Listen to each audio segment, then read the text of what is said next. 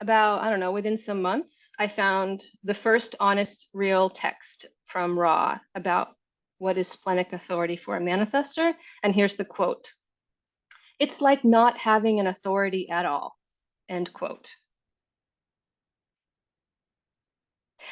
That's the What best are he your could thoughts say. on that? Like, what are your Okay, well, I could go on for quite a while about this, and I'm happy to try to help me break it up a little bit. Um, if you were talking about yeah. this to somebody who was newer on their journey and having Mhm. discovered their splenic manifestor, how would you talk to them about this? Well, the most basic thing I can say is that it's not your mind. It's simply just not your mind. What he actually says is it's like not making decisions. You don't even make decisions. You just don't make decisions, is what he said. It's like not having an authority. Decisions just happen. It's like, and that's it. So the best and now I'm going to go into substructure in a minute, but I haven't found anyone who could tell me better. That's the best text I found from Ra. I've shared it with a lot of people, with projectors and manifestors, and nobody has sent me anything more definitive. So this is part of why I say in my own experiment, I have found a crack in the strategy and authority mantra because what he's telling me is I don't have a strategy, right? Manifestors don't have a strategy, but the other three types have an aura-based strategy, and that's so beautiful. And we can feel that, and that's mechanical, and you can't deny aura once you're aware of aura. So I don't have a strategy. Now, do I have an authority? It's like not having, it's not my mind. So in other words, it can't come from any calculations in my mind about what's correct for me. Um, Now, what is my black side? What is my personality? That's what I think I am. So I think I'm a splenic manifester. I'm aware that I have power right now. Right now I have power, or I don't, but right now, and that's been the basis of me doing a lot of wild things. Like right now, I can't. My mind says that. But look at my body. My body doesn't have any consistent life force. It's just all dormant red gates, some undefined centers.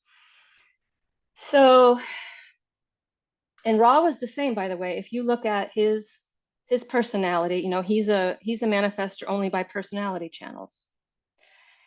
So in 2020, I heard a video from John Martin and Teresa Blanding called Validating Your Authority or something like that. They made a little series. And when I heard them talking about how mind can get involved in the Black channel based authorities. So, for example, if you're a 214 and that's your only generator channel and it's all Black, you think you're a generator for sure, you think it.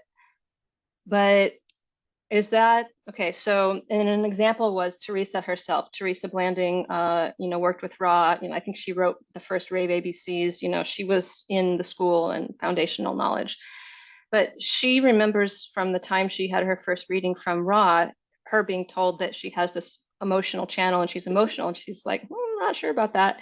And over her experiment, whatever, 20 something years, I don't know how long, but it's decades, right? Um, she's concluded only my personality is emotional, my body's not.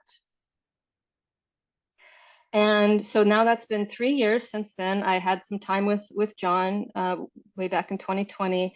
I've learned what tonal cognition is, and I've studied up on that, and I've talked to a lot of people, including my LYD students. And so I would say I agree with John and Teresa that when your authority is based only on Black channels, you really have to question whether your mind is actually just thinking that it's doing its authority. Because some really stupid and fucked up things have happened to me by just saying, oh, that's my authority, I'll just do that. But was that really my body's path?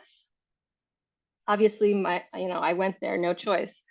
But if inner authority is to be the inner compass that reduces resistance. Follow your inner authority, and you'll go on your unique path. You can't say it's going to be perfect. There's going to be all kinds of blood and guts and gore and, you know, bad stuff, right?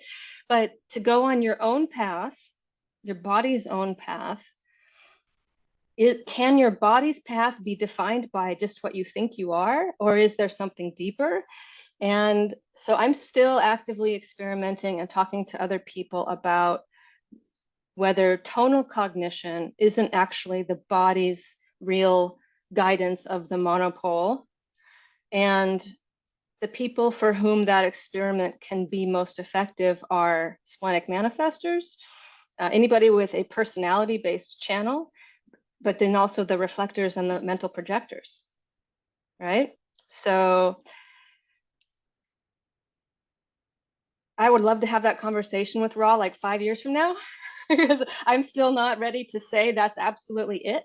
But when I look at my touch cognition and I look at that story as the potential guiding thing of my body compared to the splenic authority, like my tonal cognition is so intelligent and tribal and advanced and sensitive and like all these things that create peace and wellness for me. And my splenic authority just does some crazy stuff. And so so there's my experiment. So lately I call myself a root manifester. I don't even put the word splenic in there because it doesn't mean anything. Splenic means no mind. At the very best, it means no mind. So when you, I just wanted to dig in a little bit before I move on to the root, because I'm very intrigued about, you know, your root being your motor and how that shows up for you.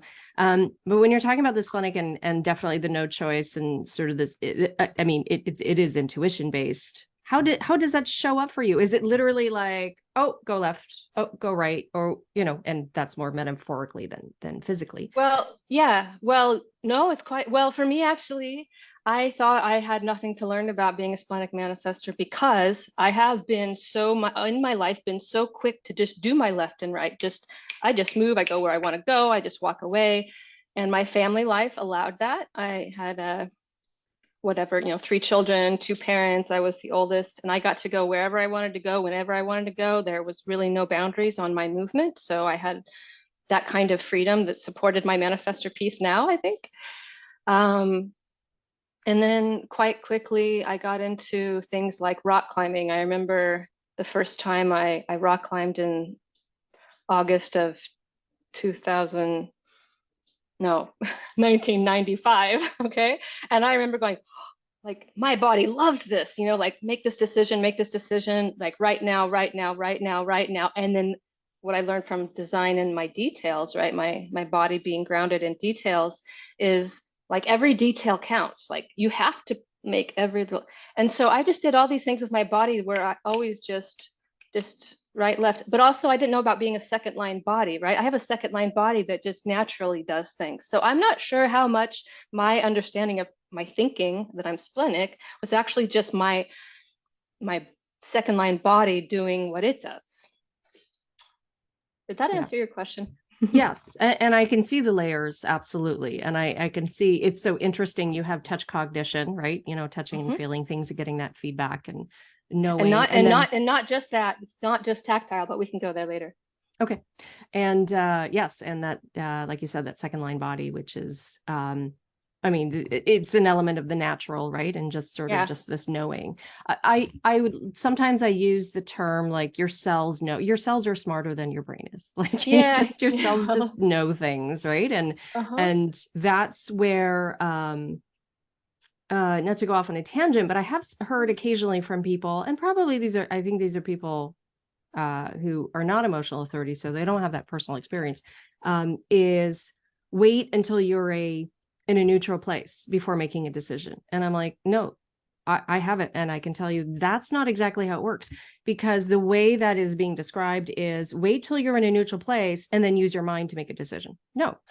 Like, you see what I mean? That's kind of how I do see that problem. Yeah. And for me as a open solar plexus, I can feel that you've got the wave and I can do nothing about it. Like well, but you're like the tide, like, and especially like, I can't do anything about the tide. It's huge. Even a wave, I could take a crash, but like Really? Well, I'm sorry, with an emotional manifestor. I don't know with the MG if it's different, but with an emotional manifestor, I can feel like you're the tide. I can't change that. Mm-hmm. You touch everything. So, well, that's interesting that somebody has said that, because I hear people make up mechanics all the time, and this is one of my problems with interacting on social media around human design. I'm like, because I am such a mechanic, I do have that kind of mind like Ra and that clarion design, to like mechanics. And so when people make up mechanics, it pisses me off, because I don't know how that helps anybody. And usually it's a shortcut to actually understanding the mechanic, which is you are the source of the emotional wave. Getting away, you're it. So why do you have to go be alone to feel your emotional wave? I mean, I don't know, but yeah. And this is why I liked having the conversations with people who have, you know, the element in their design, you know, that we're having the conversation about, and can speak and have the experience of knowing human design, but most importantly, have the experience of the experiment and the experience and the testing, and, you know, what does this look like? So I kind of joke, like, someday, you know, you are your own scientific experiment, right? You are the scientist 100%. observing your own life and going, oh, and it puts a different perspective on it, and a deeper perspective. And I, as a 1/3, like I always like to have, what is the most accurate, descriptive, you know, explanation, or how can we transmit or communicate so somebody else who is earlier on their journey can go, oh, okay, I see now, I have a bit more of an understanding of how this works. And so, you know, what I tell people is, you can't really shortcut your experiment or your experience, but you can help understand the mechanics and some of the other, you know, and other people's experiences and the depth of that. So it's funny, because then I look at my own design, I'm like, well, I'm a 1/3, that makes perfect sense, right? Learn the information and go experiment and kind of see what happens from there. And also an MG is, in a way, this is a shortcut, because you, with your years of experience, is imparting information and learning, and that depth, you know, of accurate information based on your own experience to other people. Outer authority. This is what the basis of humanity is, that we can vocalize experience and enrich each other that way. This is what makes us different than any other creature that has existed. Although I suppose other animals are vocalizing to each other. Thinking about the whales right now. Yes, yes, absolutely. Yes.